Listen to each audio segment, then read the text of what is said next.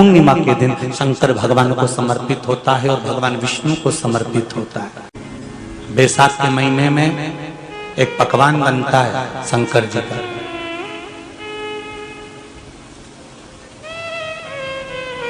शिव जी के हाथ में त्रिशूल है, शिव जी के 3 नेत्र हैं, बेलपत्री में भी 3 बोलते जाओ पत्ती है।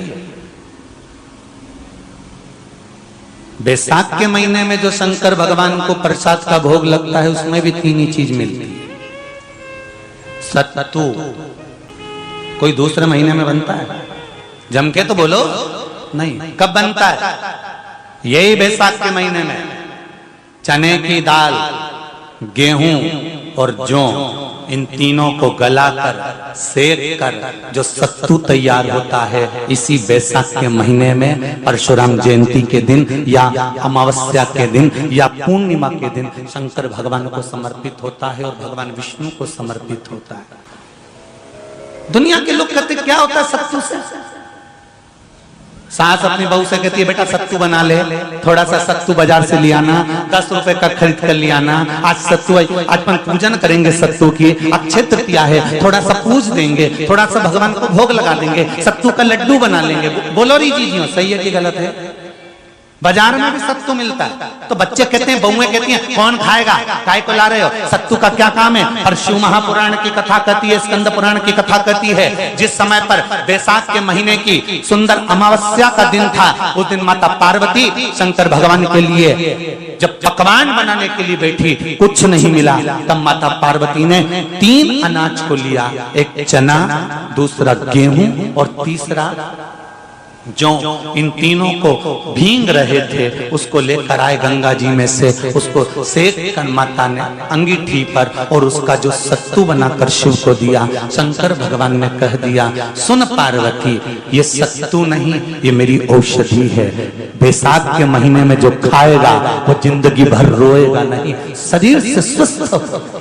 अब उसको लोगों ने हंसी खेल में ले लिया, सत्तू का क्या काम, मम्मी हम नहीं खाएंगे, बड़ा पूरा। शिव जी का एक एक चीज। बैसाख के महीने में पियो बेल, बेल मतलब समझ गए, बेल का रस। बैसाख के महीने में पियो बेल और शरीर को रखो ऑलिव बेल। शरीर बेकार नहीं होगा, शरीर बेकार नहीं हो सकता। अब शिव आराधना तो करो। हाँ, जिंदगी की मोड़ पर शंकर परीक्षा बहुत लेते हैं, बहुत परीक्षा। एक सुंदर संवाद आता है स्कंद पुराण, शायद आप लोगों ने सुना होगा, सुना हो तो भी सुन लो, नहीं सुना हो तो भी सुन लो। कांती नगर में राजा श्रीयाजी रहते थे, उनकी धर्मपत्नी का नाम था चांगुणा। क्या नाम है उनका? चांगुणा। चांगुणा शिव भक्ति में लीन रहती थी, उसे शंकर की भक्ति के सिवा कुछ सुहाता ही नहीं था, शिव आराधना के सिवा उसको कुछ भाता ही नहीं था। दिन भर शंकर की शरणागति करना, शिव का स्मरण करना, शिव भक्ति में डूबे रहना। शंभो शंकर कह रहे हैं, माँ उमा से, माँ पार्वती से मेरा महेश कह रहा है, मेरा बाबा भोलेनाथ, मेरा बाबा विश्वनाथ, मेरा त्रिकालदर्शी कैलाशी अविनाशी कह रहा है कि हे पार्वती,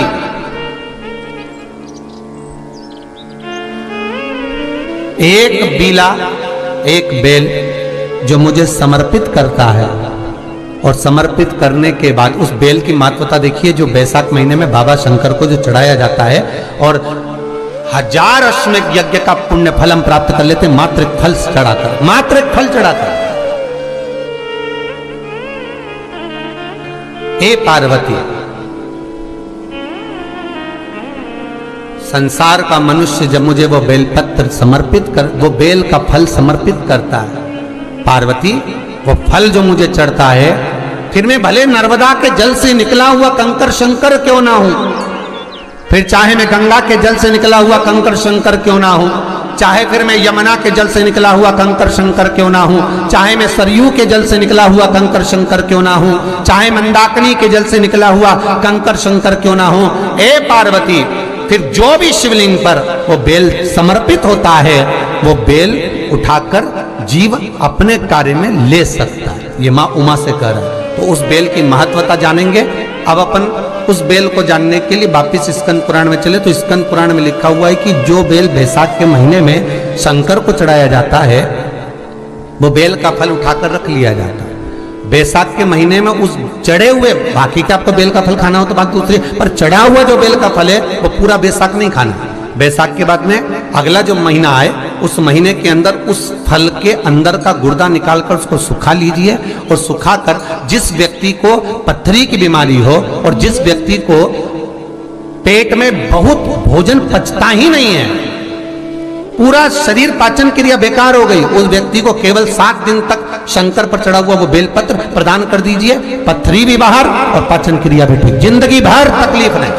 उस बैसाख में उस फल की इतनी महत्वता बाबा भोलेनाथ स्कंद पुराण, लिंग पुराण, नर्मदा पुराण, पद्म पुराण के अंतर्गत, शिव महापुराण के अंतर्गत वर्णन कर उसकी महत्वता है। वो बेल का फल साधारण नहीं हो सकता। अब मंदार का जो पुष्प होता है, आंकड़े का जो फूल होता है, एक सफेद कलर का भी होता है और एक गुलाबी कलर का भी होता है। देखा है आप लोगों ने?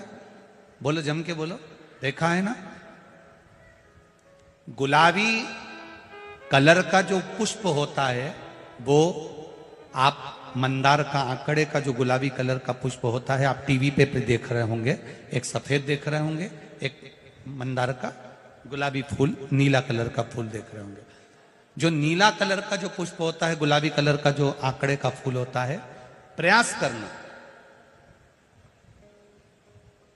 जब किसी विषम परिस्थिति में फंस गए, विषम परिस्थिति, जब आपको लग रहा है कि मुझे बहुत भय लग रहा है, कुछ बुरा होने वाला, आपको लग रहा है आज मेरी उल्टी आंख बहुत फड़क रही है, कुछ गड़बड़ होने वाला है, आपको लग रहा है मेरी सीधी आंख फड़क रही, कुछ गड़बड़ होने वाला है, तब केवल वो नीला जो गुलाबी पुष्प है मंदार का, उसको कहीं से लाकर शिवालय में अशोक सुंदरी वाली जगह पर स्पर्श कर कर शिवलिंग पर आप चढ़ा दीजिए।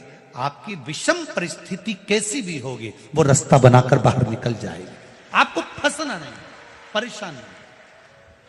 मंदार आंकड़ा, सफेद आंकड़े का पुष्प भी भगवान शिव को समर्पित होकर, जैसे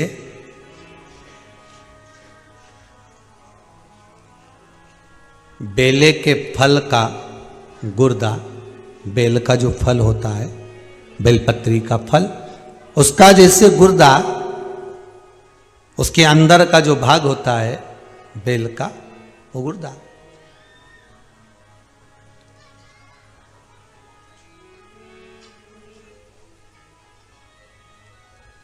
उसको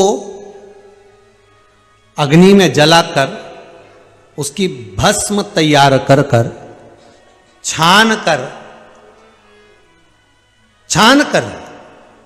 जब जब आपके यहां विद्वान ब्राह्मण शिव जी का अभिषेक कराते हैं, पूजन कराते हैं, तो उसमें लिखते हैं पूजन के साहित्य में बेलपत्री, धतूरा, दुर्वा, ये उसमें नीचे लिखेंगे भस्म। लिखते कि नहीं लिखते? लिखते हैं ना, भस्म अभिषेक में चाहिए रहती है। तब उस भस्म का थोड़ा सा भी भाग आप अगर शिव को समर्पित कर रहे हो तो ये जान लें कि शंकर मनवांछित फल प्रदान कर रहे हैं, शिव फल प्रदान कर रहे हैं।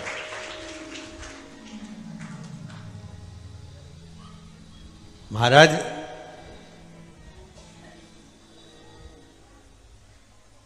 बेलपत्री के वृक्ष के नीचे बैठकर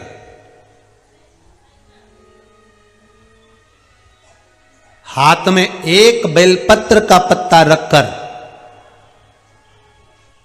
आप पंचाक्षर मंत्र नमः शिवाय, ओम नमः शिवाय या श्री शिवाय नमस्तुभ्यम या महामृत्युंजय मंत्र का स्मरण कर रहे हो, पर डंडी का भाग अपनी ओर, बेलपत्र की बीच वाली पत्ती का भाग बीच वाली उंगली की ओर रखकर अगर आप स्मरण कर रहे हैं और अपनी कामना कर कर बेलपत्री के वृक्ष के नीचे बैठकर उस पत्ते को सम्मुख रखकर बाबा से विनय कर कर एकांत में उस बेलपत्री के वृक्ष की छांव में, बेलपत्री के वृक्ष की छांव आप कामना कर कर उस पत्ते को शंकर भगवान के ऊपर समर्पित कर रहे हैं, तो ये जान कर रखें कि पार्वती और शिव का मिलन करवा रहे हैं और अपनी मनवांछित फल कामना पूर्ण करवा रहे हैं।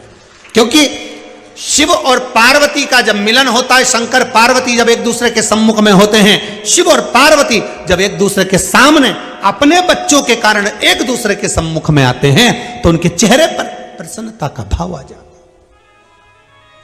है। फल, मनवांचित फल की कामना आप जिस कामना के लिए कर रहे हैं, विवाह के लिए, नौकरी के लिए, सर्विस के लिए, व्यापार के लिए, रोग मुक्ति के लिए, आप जिस कामना से कर रहे हैं, ईश्वर महादेव जो व्यक्ति पथभ्रष्ट हो जाए, जैसे मदिरा के नशे में पड़ गया, कहीं जुए में पड़ गया, कहीं मांसाहार में पड़ गया, कहीं व्यसन में पड़ गया, कहीं गलत काम में अगर कोई जा रहा है, तो श्रंभेश्वर महादेव के नाम से काली तिल भगवान शिव को समर्पित करी जाती है।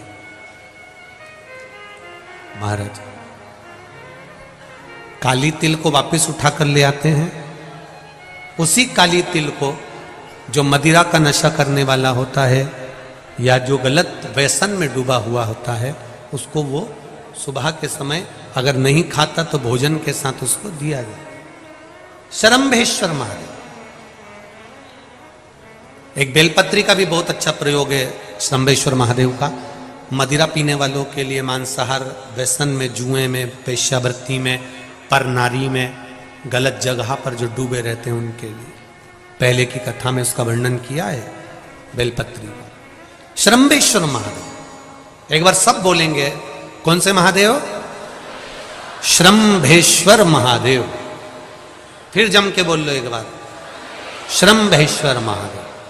जब हमारे घर में क्रोध बढ़ता है या कोई गलत कार्य में जाने लगता है, तो श्रंभेश्वर महादेव का हमें शरणागति लेना चाहिए, श्रंभेश्वर महादेव का पूजन करना चालू कर देना चाहिए।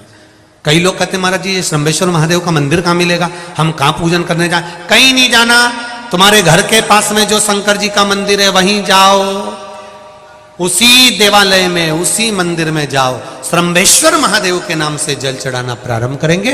वो जल जो गलत संगत में पड़ा हुआ है उसका आचमन कराना प्रारंभ करेंगे, अपने आप उसकी धीरे धीरे बुद्धि सुधरना प्रारंभ हो जाएगी। ऐसा श्रंभेश्वर महादेव का है।